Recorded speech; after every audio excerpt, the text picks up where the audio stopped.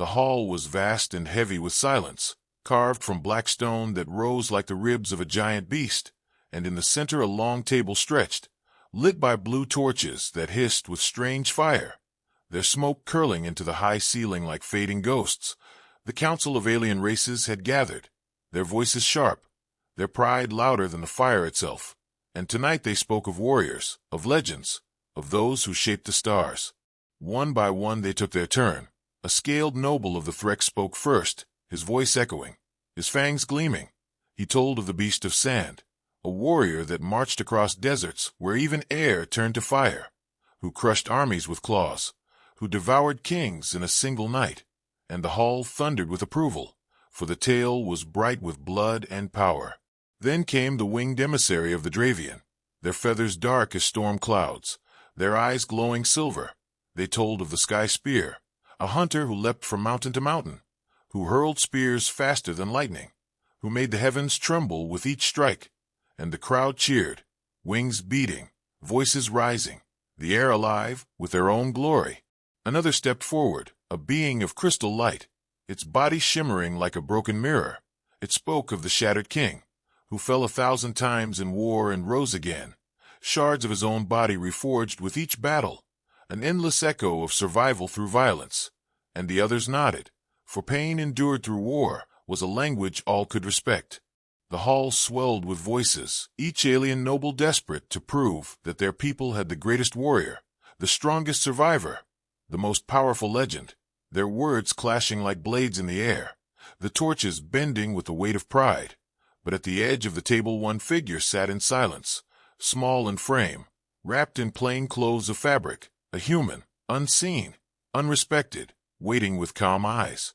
At last the council turned, their boasting grew still, their faces sneering, curious, mocking, and one spoke with a hiss.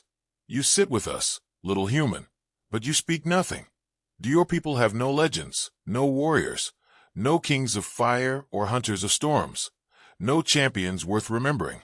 The human raised his head slowly, his eyes steady, his voice soft like a thread of wind, yet sharp enough to cut through the laughter. And he answered not with a shout, not with the name of some conqueror or weapon of war, but with 7 quiet words that made the hall pause. Grandma endured the cold. For a moment the silence was heavier than stone. Then the aliens laughed, their voices cruel, their pride unshaken. They thought it a jest, a weak tale, a story unfit for stars. And one barked, "Is this your warrior? An old woman with cold hands. This is no legend. This is shame." But the human did not break. He leaned forward, his voice carrying further now, steady as fire that refuses to die. "You speak of beasts that killed, of kings that shattered, of hunters who struck from the sky. But you do not understand what it means to survive where survival is impossible. You do not understand what it means to endure." The laughter cracked, some still mocked, others frowned, uneasy with the tone, for there was something in the human's voice, not pride, not arrogance, but weight. And the hall shifted, the torches hissing louder, shadows stretching, as if the stone itself wanted to listen. He spoke again, softer now. "Each of you speaks of warriors who had power, weapons, armies, blessings of gods. Yet my grandmother was a woman with none of these, no sword, no beast, no army, only her own will. And still she endured when the cold came, when the cold that kills kings and beasts alike swallowed the land. She endured." The words lingered, strange, heavy, and though many did not understand, something in them stirred fear and respect both, for they had spoken of strength. But this human spoke of something else, something quieter, something that did not roar yet could not be broken. The council leaned forward, curious now. Though some still mocked, others fell into silence, and the fire dimmed as if listening, the hall waiting for the rest of the tale, for the meaning hidden within the 7 words. Grandma endured the cold. The human folded his hands on the table, his eyes fixed on the blue flame, and he whispered again, not for them, but for himself. "Our legends are not always loud. Our warriors are not always kings. Sometimes they are those who endure the cold, and from them we learn, and from them we live." The laughter had died, the silence remained, and in that silence the seed of fear began to grow. For the aliens wondered what kind of people called such a story a legend, What kind of species carried the strength of such quiet endurance, and why the human's words sounded less like a memory and more like a warning? The firelight flickered across the stone walls as the human leaned back in his chair. The alien council waited, some impatient, some curious, and others quietly uneasy. They wanted a tale of conquest, of blood, of gods and kings. What they received instead was something colder, deeper, and far more unsettling. The human's voice was steady and low, yet it carried across the hall as though the walls themselves wanted to hear. "My grandmother lived in a land where winter never ended," he began. "The cold was not a season. It was not a passing storm. It was a world of white and death. The sun hid for months, the rivers turned to stone, and the forests became silent graves. The cold did not test men. It destroyed them." Some of the council shifted in their seats. One crystalline alien tilted its jagged head, shards glimmering in the blue torchlight. Another, covered in scales that shimmered like desert sand, hissed in mock amusement. "Cold, this is your legend? You call Frost a warrior?" The human's lips curved into the faintest smile. "Yes," he said, "because the cold killed kings." The words dropped heavy into the hall. Even those who sneered paused, their laughter caught in their throats. They all understood the weight of death, but the idea that a simple force of nature could destroy even the greatest rulers unsettled them. For their heroes conquered enemies, not the world itself. "My grandmother was not a soldier," the human continued. "She was not a hunter, nor a queen. She was a woman of soil and stone. She lived in a small house of wood on the edge of a frozen plain. When the storms came, the wind could tear flesh from bone. The snow buried villages. Beasts starved and froze. Yet she endured." He paused, letting the words sink in. The council leaned closer. Some were eager to mock again, but others listened with growing unease. She endured winters where food was nothing but roots hidden beneath the ice. She endured nights so long that weeks passed before dawn returned. She endured when animals froze standing in the fields, their bodies locked in ice like statues. She endured when kings in their castles, men who commanded armies, starved and died because their walls could not keep out the cold. Yet she remained.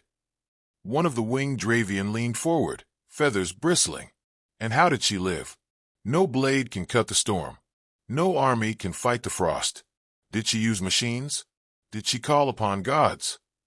The human shook his head slowly. No, she used her hands. She used her fire. She used her will. That was all she had, and that was all she needed. The council was silent now. Even those who wished to laugh held their tongues. There was something different in this story. It lacked the fire of war, but it carried a weight they could not ignore. "My grandmother broke apart her own house for wood when the forests were gone," he said. "Every beam, every plank, she fed into the fire. She sat in a corner with only a roof above her, the walls gone, but the flame lived, and so did she. When the last of the food was gone, she walked into the frozen fields, digging through snow and ice with her bare hands until she found bitter roots that no beast dared eat. She boiled them, though the water froze at the edges of the pot, before she could finish. She lived another day. When the wolves came in the night, she did not fight them with weapons. She waited. She listened. She knew the cold would kill them too, and when it did, she used their fur and their bones to survive."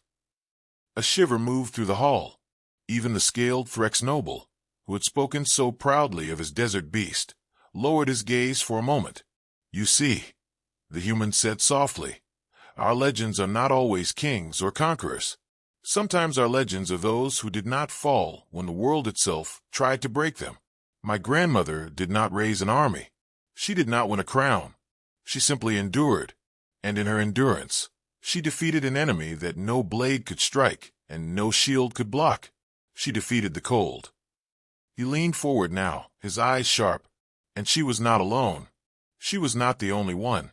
All across our world, there are countless stories like hers. Farmers, mothers, children, soldiers, ordinary people who endured when the storms came, when the floods rose, when the earth shook. This is what makes us what we are. This is what forges humanity. A murmur rippled across the alien council. Some looked uneasy, others thoughtful. They had expected tales of human warriors, with shining weapons and bloody victories. Instead, they were given a story of survival. Yet in that survival, they sensed a danger greater than swords. The crystalline being finally spoke, its voice sharp as breaking glass. But this is no warrior's tale. This is no battlefield triumph. You claim victory in mere survival. The human's eyes turned to him, steady as stone. Survival is the greatest victory. Because if you cannot survive, you cannot fight, you cannot rule, you cannot build, you cannot endure. And humanity endures. The words struck deeper than the council expected, for their legends were all stories of great warriors who triumphed and then died, of kings who rose and then fell, of empires that shone and then collapsed. Yet here was a tale of a woman with nothing but will, who did not fall, who did not yield. My grandmother lived long enough to see her children grow, the human said, his voice quiet again. She saw her grandchildren run through the snow, laughing where once only death waited. That was her victory. That was her crown. She endured the cold, and in doing so, she gave life to those who came after. The silence in the hall was absolute. Even the torches seemed to burn softer, their flames listening. The human let the silence stretch, then whispered again. Grandma endured the cold. That is our legend. That is who we are. The alien council did not laugh this time. They did not sneer. They sat in silence, their pride shaken, their certainty cracked. For they realized that this was not just a tale of one woman. It was a reflection of an entire people, a species that carried survival not as an accident, but as a heritage. One of the Dravian finally broke the silence. If such is the strength of your ordinary people, what then of your warriors? The human's gaze turned toward the blue flames, his expression unreadable. If you fear our warriors, you should fear our grandmothers more. The words hung in the hall like a blade in the dark, and for the first time, the Council of Legends felt a chill that no fire could drive away. The blue torches hissed as the smoke curled higher into the dark ceiling. The words of the human still lingered, cold as the memory of winter itself. For a moment, the council was silent, their eyes fixed on him. Then, as if the tension was too heavy for them to bear, one of the scaled Threx nobles laughed. It was a sharp and cruel sound that echoed through the chamber. "This is your legend," the Threx hissed, fangs glinting. "An old woman burning her own house to stay warm? This is not war. This is not conquest. It is nothing more than a tale of hunger.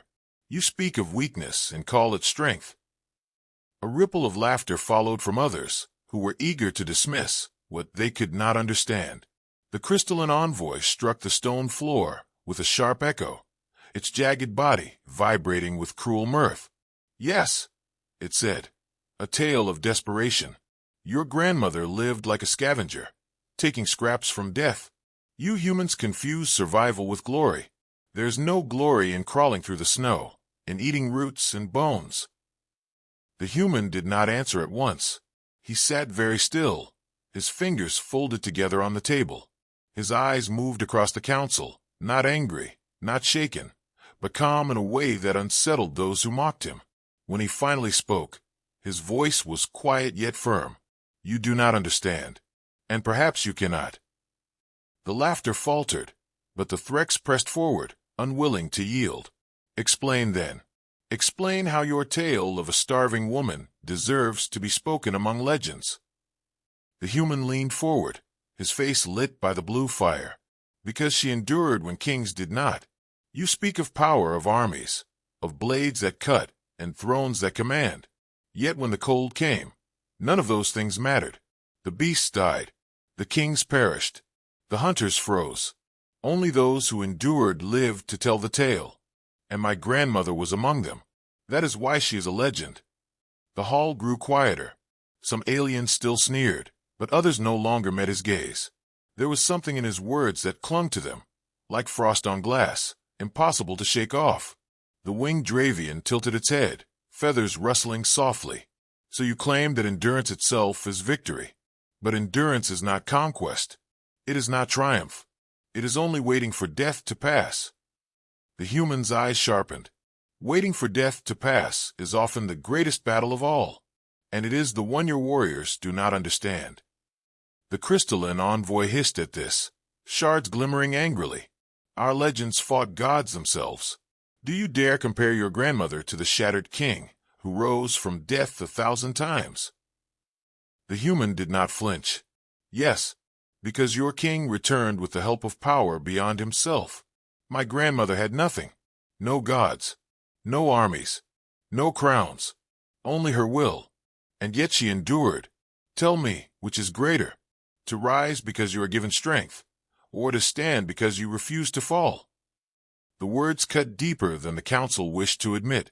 A silence stretched again, longer this time. Some shifted uneasily in their seats.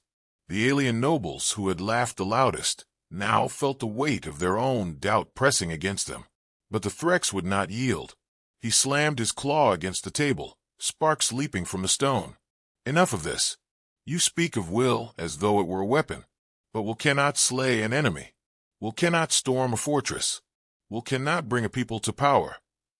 The human's lips curved into a faint smile, and yet it can outlast them all. The word struck the chamber like a blade. Some of the younger envoys whispered among themselves. They had been raised on stories of fire and war, yet something about the human's tale clung to them. A simple woman who refused to die in a world of death. It sounded less like weakness, and more like a quiet kind of terror. The Dravian's wings shifted again. Its silver eyes glowed in the firelight. Tell us more, it said. Tell us what it means for your kind to live in such a world. Tell us why you call this ordinary. The human nodded slowly. You see, my grandmother's tale is not rare. It is not a story told once in 1,000 years. It is a story told across our history, in every age, in every land. When deserts swallowed the rivers, we endured. When plagues swept across our homes, we endured. When storms shattered our villages, we endured. Survival is not an accident for us. It is who we are. It is in our blood. The torches flickered lower as his voice filled the hall. The aliens listened, some in silence, some with unease. The pride in their eyes dimmed, replaced with something colder, heavier, for they had legends of single warriors who rose and fell. But this human spoke of an entire species built upon survival, generation after generation. The crystalline envoy finally broke the silence again. If this is true, then your kind does not seek glory. You do not seek conquest. You only seek to endure. The human turned to him, and his gaze was as sharp as the jagged shards of the envoy itself. Endurance is not the absence of conquest. It is its foundation. For if you cannot endure, you cannot rise. We endure first, and then we build. That is why we stand where we do today. The Dravian lowered its wings slowly. The firelight glowed across its feathers like dying stars. Your words trouble me, it admitted, for if such endurance lies in your ordinary people, what then lies within those you call warriors? The human's voice was calm, almost gentle. Our warriors are born from the same blood as our grandmothers. Do you see now why you should fear them? The words hung in the hall like frost in the air. The council shifted in silence. Those who had mocked now sat still, their pride faltering, their certainty cracked. Some of them felt something they did not wish to name, unease, perhaps even fear.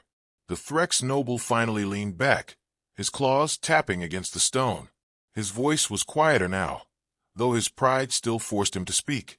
Perhaps your tale has weight, but still, I cannot call it legend.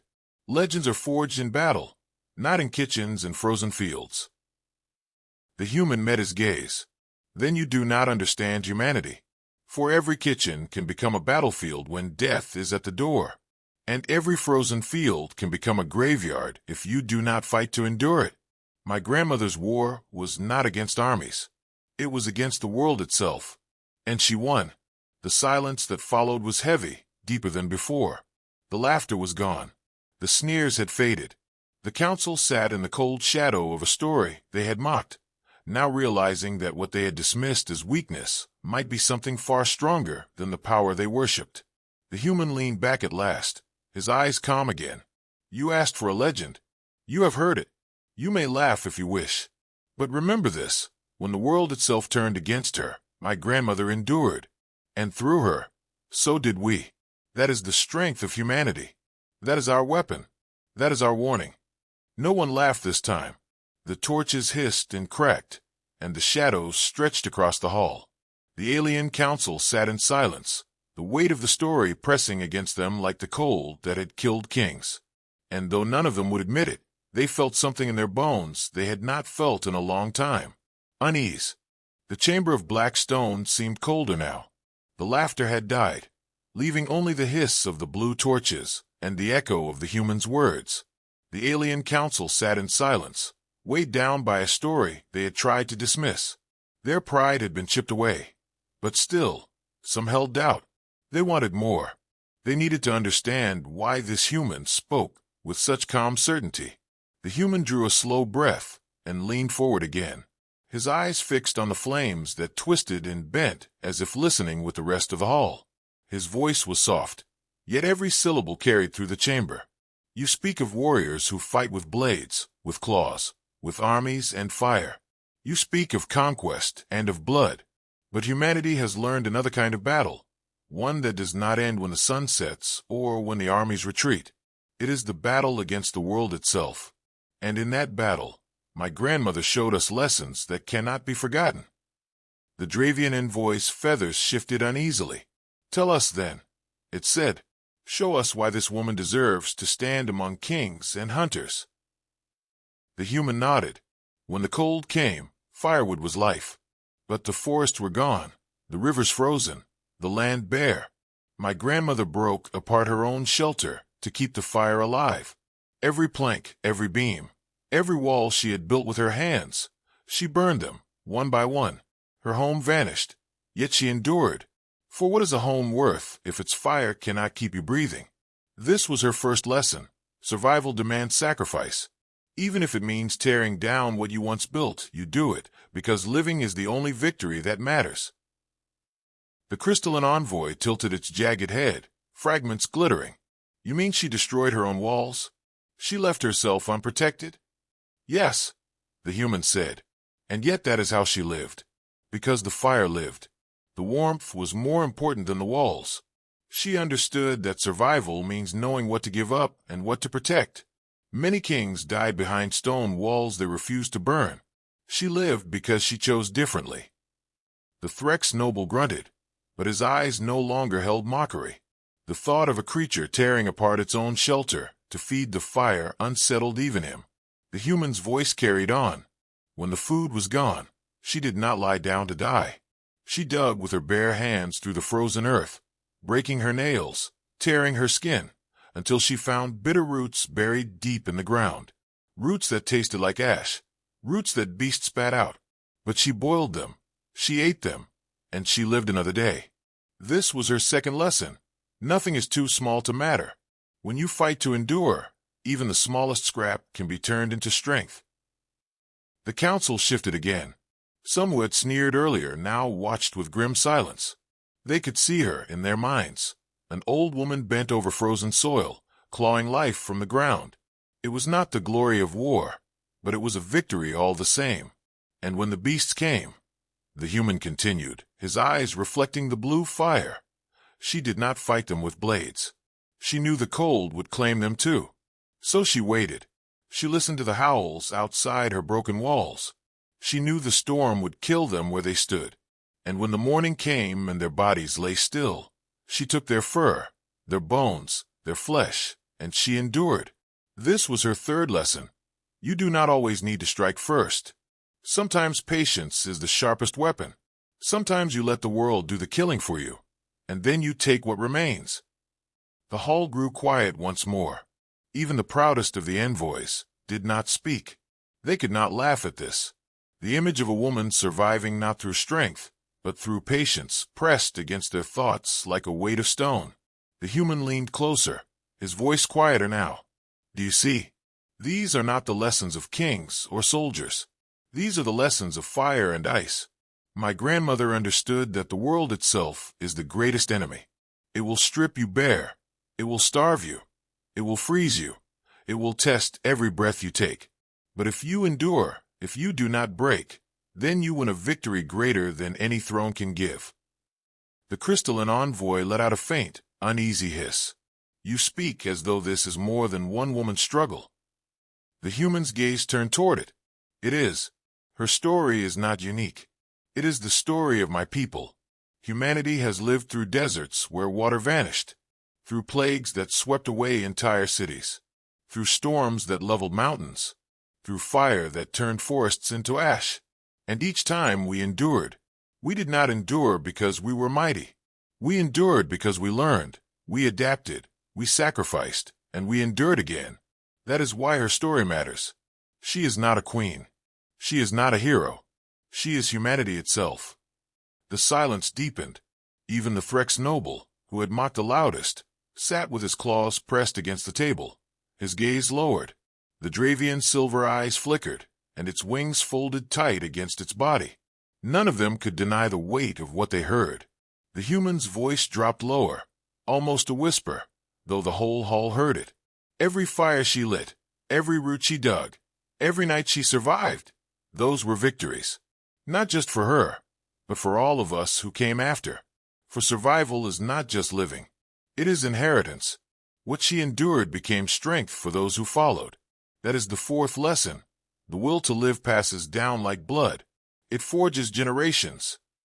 The torches hissed louder, as if stirred by the words. The alien nobles shifted uneasily in their seats. Some of them had children of their own. They understood now that this human spoke not of a single life, but of a legacy written into every human that still walked the stars. The Threx noble finally spoke, his voice quieter, less sharp. "Your words carry weight, human. But tell me, do you truly believe that this endurance is greater than the strength of those who conquered worlds?"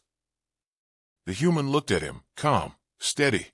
"Yes, because worlds can be lost, armies can be destroyed, kings can be slain, but endurance cannot be taken. It survives when all else fails. And that is why humanity rises again and again, no matter what breaks against us." The words fell into the silence like stone into water, rippling outward, impossible to ignore. The council did not speak. They did not mock, for they all felt the truth in their bones, even if they did not want to admit it. The human sat back at last. His voice softened again. "You wanted a legend. You asked for warriors. You expected a tale of fire and blood. Instead, I gave you a story of a grandmother who endured the cold. And now you see. Her lessons are our weapons. Her survival is our war. Fire and ice are our teachers, and we are their students." The blue torches flared, sending shadows stretching across the walls. The silence was thick, broken only by the faint hiss of flames. No one laughed. No one mocked. The alien council sat in the grip of a truth they could not deny. And in that silence, unease became respect. The council chamber felt smaller now, though its walls rose like cliffs of black stone. The torches burned low, their blue flames bending in silence, as if listening more intently than the aliens themselves. The humans' words lingered in the air like frost, heavy and sharp, and the envoys of a dozen starfaring species sat without laughter. The human's eyes swept across them, calm and steady. He did not boast. He did not shout, and yet his presence seemed larger than the room. "You think this story is only about one woman," he said quietly. "You think it is about one winter, one survival. But it is not. Her struggle was not hers alone. It became ours. It shaped the children who watched her, the grandchildren who listened to her stories, and the generations who carried her lessons. Survival is not only a victory in the moment. It becomes the seed of everything that follows." The Dravian envoy stirred, its wings brushing against the stone wall. "You claim her survival was more than her own. But how can the endurance of one old woman echo through time?" The human's gaze shifted to the silver-eyed creature. "Because we do not endure as individuals.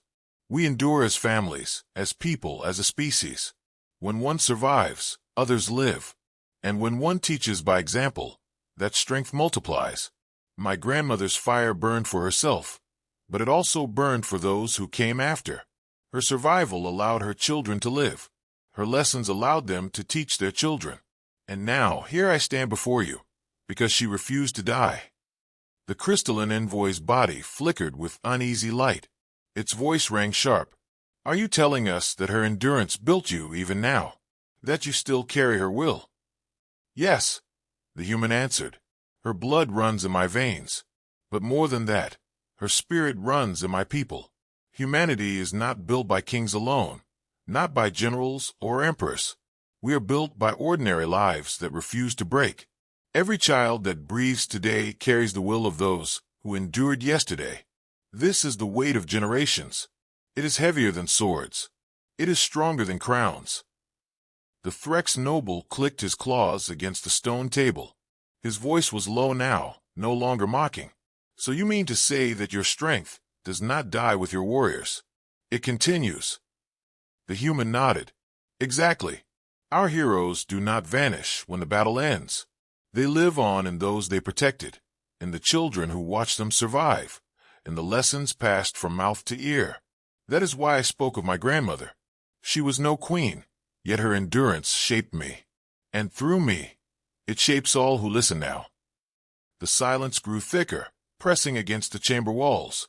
Some of the younger envoys shifted uncomfortably, their pride colliding with doubt. They had been taught that strength was victory, that legends were built only on conquest. But here was a story that spoke of something older, something harder to kill. The human continued, his tone even. You praise your warriors who conquered with claws and spears. But where are they now? Dust, memories, names carved in stone.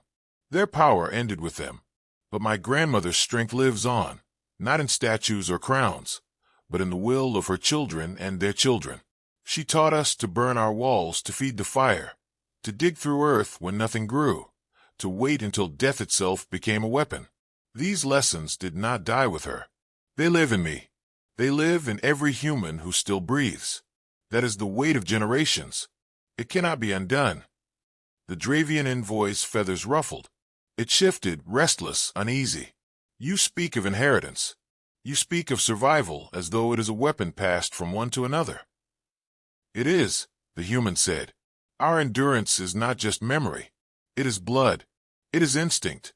It is teaching passed down in stories, in scars, in the way we live. Each hardship survived becomes part of us.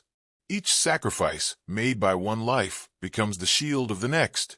And because of that, humanity does not stand as one generation alone. We stand as the weight of all who endured before us.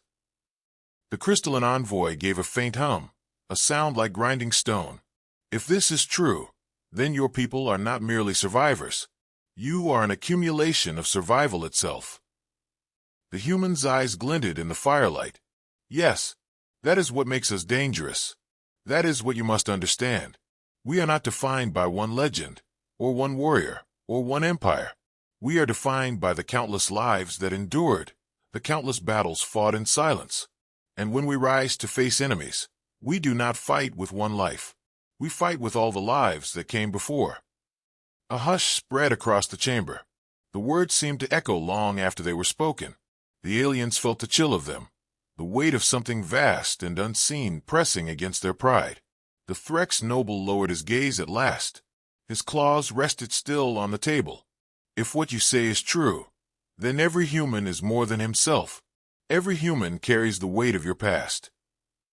The human's voice softened, but the steel within it did not fade. Yes, every human carries the voices of those who endured. That is why you should not measure us by the weapons we hold. Measure us by the will that refuses to die. You have seen empires fall, armies shatter, kings vanish. But you have not seen humanity fall. Because when one of us falls, another rises, carrying the weight of both. And when a grandmother endures the cold, her strength becomes the strength of generations. The Dravian's silver eyes gleamed, and for the first time, it lowered its wings. The council sat in silence, broken only by the faint crackle of the blue fire. Some of them looked at the human with new eyes, no longer mocking, but wary, even respectful. The human leaned back, his voice quiet but certain. This is our truth. We do not rise because we are mighty. We rise because we cannot be broken all at once. Each life endures, and from that endurance, another grows stronger. That is our legacy. That is our legend. For a long moment, no one spoke. The firelight flickered, shadows dancing across stone. Then the Threx noble whispered, as if to himself, "The weight of generations." The words hung in the air, heavy as iron, impossible to deny. And the council knew, with a chill that sank deep into their bones, that the human was not boasting. He was warning. The council chamber was no longer the place of laughter it had been when the gathering began. The stone walls loomed high above. The torches hissed faintly with their blue flames, and the echoes of past pride seemed to have died away. For the first time since the council assembled, the hall was silent, not with arrogance, not with rivalry, but with something heavier. Respect. The human sat still at the end of the long table. His posture was calm, his hands folded, his face steady. He had not raised his voice. He had not struck the stone with anger, yet the weight of his words lingered in every corner of the chamber. The alien envoys, each from proud civilizations, found themselves reluctant to speak. They feared to break the silence, for the silence itself had become a lesson. At last the crystalline envoy stirred. Its body caught the firelight, scattering faint glimmers across the walls. When it spoke, its voice was sharp but softer than before. "You speak of inheritance and endurance. You speak of blood that carries survival forward. But what does that mean for us? For those who look upon humanity now? Do you expect us to see every one of you as an army of ghosts?" The human raised his eyes, meeting the envoy's gaze without flinching. "Yes," he said simply, "because every human stands with the strength of those who came before. You see one person, but behind him stands 1,000 voices, 1,000 struggles, 1,000 victories against the world itself. That is why you should not laugh at our legends. That is why you should not mistake our silence for weakness." The Threx noble, who once laughed loudest, now sat with his claws pressed against the table. His eyes were lowered, his chest rising and falling with slow breaths. At last he asked, "And what of your warriors, human? If your ordinary people carry such weight, then what becomes of those who train for war?" The human's gaze turned to him, and his voice grew quiet, almost dangerous. "Our warriors carry the same blood. They are forged from the same endurance. They are born from the same grandmothers. If one old woman could survive storms that killed kings, imagine what her grandchildren will do when they take up arms. That is why you should fear them, not because of their weapons, but because of what lies behind them, a chain of survival that cannot be broken." The word struck the hall like a stone into still water. Ripples of unease spread through the envoys. Some shifted in their seats, feathers rustling, scales shivering, shards flickering with light. Others sat motionless, trapped by the truth of what they heard. The Dravian envoy lowered its wings, the silver glow in its eyes dimmer than before. Its voice trembled, though it tried to remain calm. "You mean to say that every human warrior carries within him the will of countless generations, that he fights not alone, but with the strength of those who endured before him?" The human nodded slowly. "That is exactly what I mean." The silence deepened again. The council had asked for legends, expecting tales of warriors who conquered worlds, of kings who burned their names into history. Instead, they had been given something quieter and more unsettling. They were forced to imagine what kind of species called a grandmother a warrior, and why such a people could not be broken even by the world itself. The crystalline envoy finally spoke again, its voice softer now, stripped of mockery. "We spoke of power, of kings, of hunters and beasts. But you have spoken of patience, of sacrifice, of endurance. Perhaps this is why your kind is feared, even when others dismiss you. Perhaps this is why your silence carries more weight than our boasting." The human leaned back, his expression calm. "Silence is not weakness. It is the space where endurance gathers strength.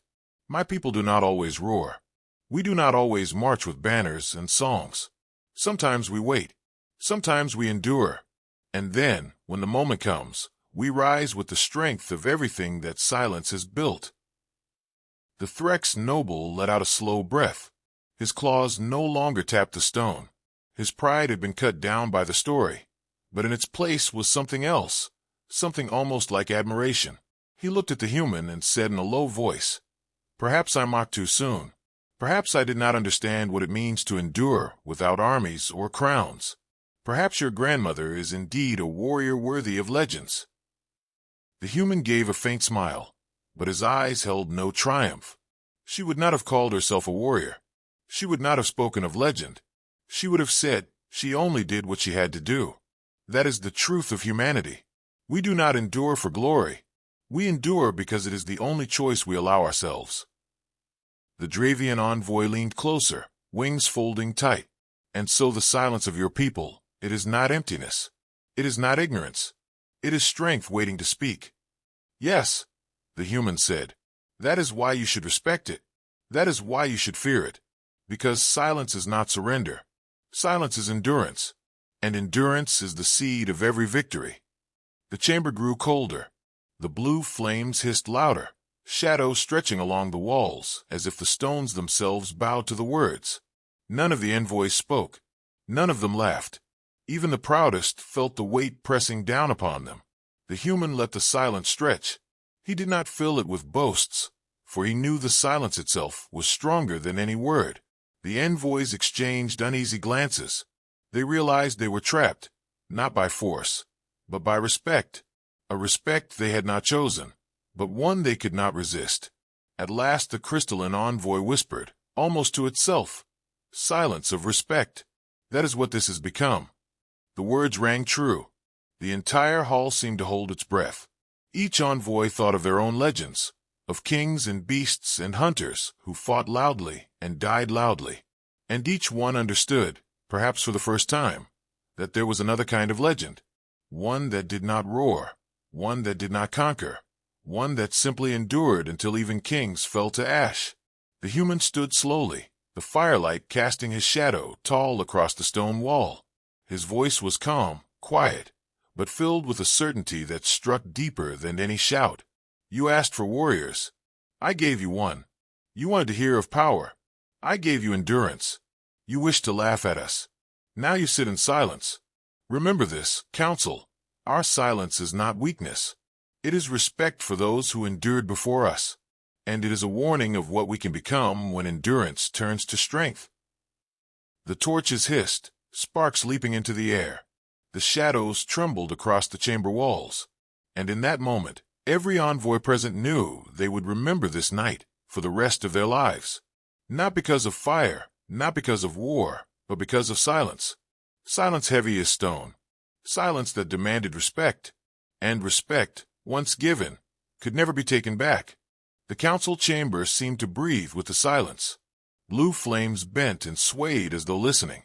The black stone walls reflected the weight of the human's words, and no one dared break the quiet that hung heavier than chains. The alien envoys, once so loud with pride, sat in stillness, their arrogance buried under the shadow of endurance. The human stood tall at the end of the long table. His presence filled the chamber, though his voice had never risen. His story had not been one of conquest or gods, not of soldiers who commanded armies. It had been of a grandmother, an ordinary woman who endured the cold. Yet that story had shaken them more than any tale of glory. The Dravian envoy finally stirred, silver eyes glowing faint in the firelight. Its wings folded close against its body, no longer spread wide with arrogance. "You have given us a story," it said softly, "and it has taken the laughter from us. Tell me, human, do you mean for this to be remembered among us as a legend? Do you mean for us to tell our children of your grandmother as we tell them of our kings and hunters?" The human looked at the envoy, his gaze calm, his voice quiet. "It does not matter whether you call it a legend. It does not matter whether you laugh or whether you fear. What matters is that you now understand. We are not what you thought we were. We are not weak. We are not fragile. We are not easily broken. If an old woman can survive when kings perish, then imagine what billions like her can do together. That is the truth I wanted you to hear." The crystalline envoy's shards flickered uneasily. "You speak of humanity as though you are not one people, but many generations walking at once. You speak as though the past stands beside you in battle." The human nodded. "Yes, every one of us carries the past. Every one of us carries the endurance of those who came before. My grandmother survived the cold, and through her I live. Through me, her will continues. Through all of us, her kind of strength spreads. That is how legends are born. Not in crowns, not in swords, but in endurance passed from one life to another. The Threx noble, once the loudest voice of mockery, lowered his head. His claws traced slow lines against the table. His pride, though not gone, had been humbled. "Perhaps I understand now," he admitted, his voice rough. "Our warriors fought and died, and their glory ended with them. But your kind carries glory forward, not as fire that burns out, but as embers that never fade." The human's gaze settled on him, steady as stone. "Exactly. That is what makes us dangerous. That is why you should never mistake silence for surrender. Because every ember waits, and when the storm passes, it rises into flame again." The torches hissed louder as if answering him.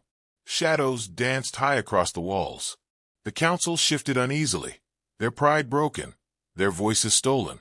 And in that silence, a legend began to take shape. The Dravian envoy whispered, almost to itself, "Grandma endured the cold." The words were soft, yet they echoed through the hall. Others repeated them under their breath, uncertain, but drawn by their weight. Grandma endured the cold. It was not mockery now. It was something else, something heavier. The human heard them and remained silent. He did not need to say more. The story had already planted itself in their minds. What began as laughter had turned into unease, and now unease was turning into something far greater. Respect, fear, memory. The crystalline envoy leaned back, shards glimmering faintly. "Perhaps," it said slowly, "perhaps this story will be told beyond this chamber. Perhaps it will spread to other halls, to other councils. Perhaps your grandmother will become a legend not only to you, but to all who hear her name." The human's lips curved in the faintest smile. "That is not my doing. That is yours. You will carry this story, because you cannot forget it. You will tell it, because you cannot ignore it. And when you do, you will not only speak of her, you will speak of all of us. Humanity will not need to raise its voice. You will raise it for us." The silence deepened once more, yet it was no longer the silence of mockery or disbelief. It was the silence of something being born. The envoys looked at one another, and though none would admit it, they knew they were witnessing the birth of a new legend. The Threx noble exhaled slowly, his breath sharp like steam. "You have given us something we cannot dismiss. Perhaps kings will fall from our memories.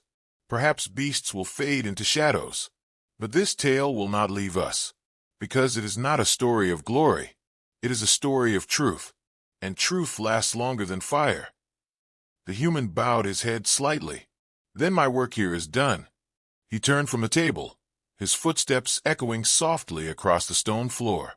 The blue flames bent as he passed, as though even the fire itself respected him. The council watched in silence, none daring to stop him, none daring to mock. He did not look back. He did not need to. When the great doors closed behind him, the envoys remained seated in silence. The crystalline envoy whispered again, "Grandma endured the cold." This time the words carried weight, as though spoken not in jest but in reverence. The phrase would travel from that chamber. It would pass from voice to voice, from world to world. It would become something far greater than the laughter that once greeted it. It would become legend, and across the stars, whispers would grow. They would speak of humans not as fragile creatures of flesh, but as a people of endurance, born from storms, forged in silence. They would speak of warriors who carried the will of generations. They would speak of grandmothers who outlasted kings. And they would remember the warning hidden in the human's calm words. If one grandmother could endure the cold, what then of a whole species who shared her blood? The alien council had come together to measure legends, to weigh the worth of their warriors against each other. But that night, they gave birth to a legend they had not expected, one they could not control.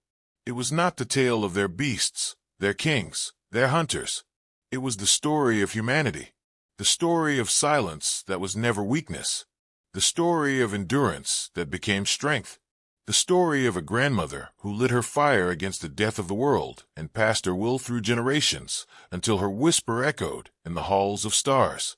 And though none of them would speak it aloud, The council knew the truth. They had laughed once, but they would never laugh again. For that night, the galaxy received a new legend, and it began with 7 words. Grandma endured the cold,